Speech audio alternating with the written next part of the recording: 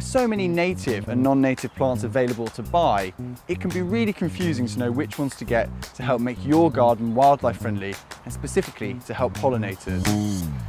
What I'm going to show you today is how you can make a 1 metre by 1 metre pollinator patch in your garden using native wildflower species. When choosing a spot in your garden for your pollinator patch, you can either choose to use an established flower bed, or you might opt to use a wilder area of your garden or a piece of lawn. If you decide to prepare your own bed, simply all you need to do is roughly measure out a 1 metre by 1 metre square and start sticking your spade in around the outside and just gently lifting up around the edges. And once you're happy with the shape and the size, simply start lifting out the turf. To make things easier for yourself, it's well worth cutting some lines through the turf just to break it up into a grid. And then it's just a simple case of getting your spade, get it underneath each of the patches, and then just lifting the turf off. And really, you're only trying to take off about 5 centimetres just to get underneath the grass roots and get to the bare earth. It's always worth taking a bit of time to prepare the ground before you even start putting any plants in. Here I'm just taking out any bits of grass that have fallen off or any seed heads that I might be able to find. But if you've got any weeds that are still residing in the grass, it's worth taking those out too. Turn over the ground using a fork, and then you're ready to put your plants in. For a patch this size, 5 or 6 plants is probably just about right.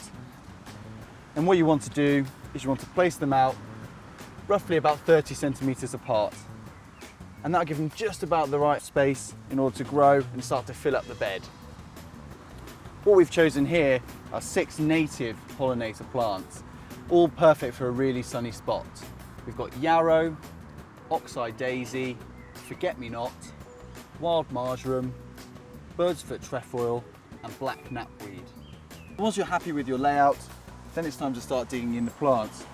Simply give the pots a good squeeze, pop the plant out, dig yourself a nice hole for it, and then pop the plant into the hole, and then cover the remaining soil back around the plant, and then on to the next one.